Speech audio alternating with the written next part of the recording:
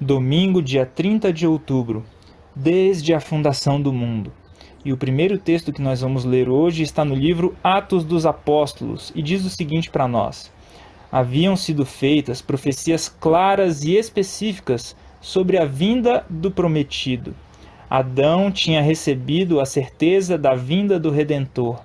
A sentença proferida contra Satanás: porém inimizade entre ti e a mulher, entre a tua descendência e o seu descendente, este te ferirá a cabeça e tu lhe ferirás o calcanhar, ali que está em Gênesis capítulo 3, verso 15, foi para nossos primeiros pais uma promessa de redenção que seria efetuada por meio de Cristo.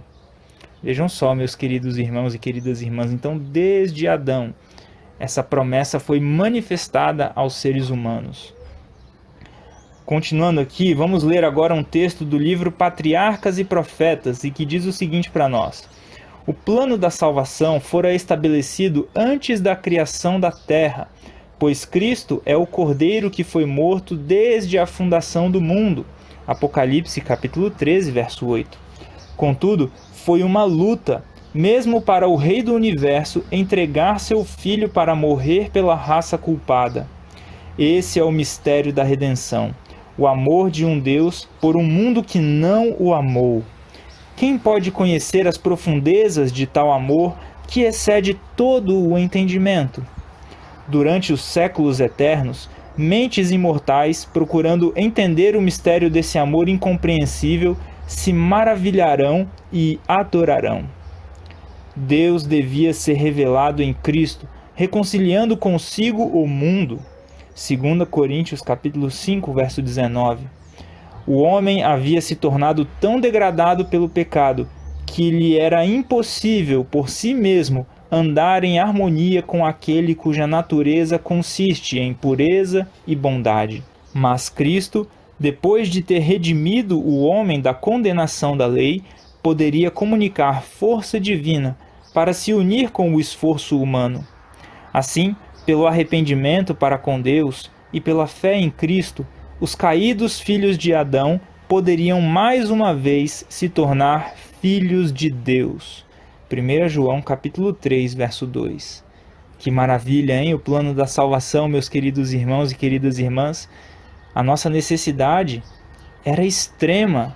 Nós estávamos completamente desamparados e cativos nas mãos de Satanás. No entanto, Cristo veio para morrer no nosso lugar, para nos libertar e para nos dar forças para vivermos em harmonia com Deus.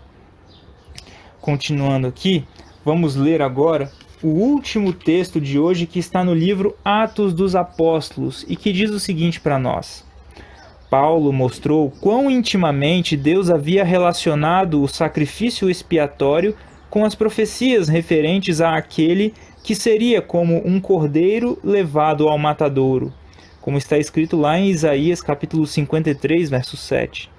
O Messias daria sua vida como oferta pelo pecado, como está escrito em Isaías 53, verso 10. Vendo através dos séculos as cenas do sacrifício expiatório do Salvador, o profeta Isaías testificara que o Cordeiro de Deus derramou a sua alma na morte, foi contado com os transgressores, contudo, levou sobre si o pecado de muitos e pelos transgressores intercedeu. Isaías capítulo 53, verso 12. O Salvador profetizado viria, não como um rei deste mundo para livrar a nação judaica de opressores terrestres, mas como um homem entre homens, para viver uma vida de pobreza e humilde e ser, por fim, desprezado, rejeitado e morto.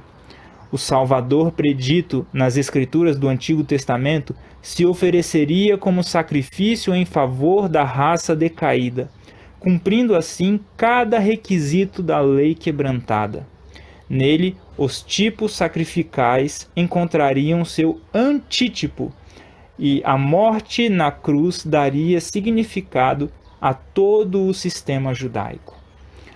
Aqui, talvez tenha aparecido uma palavrinha difícil que se chama aí antítipo.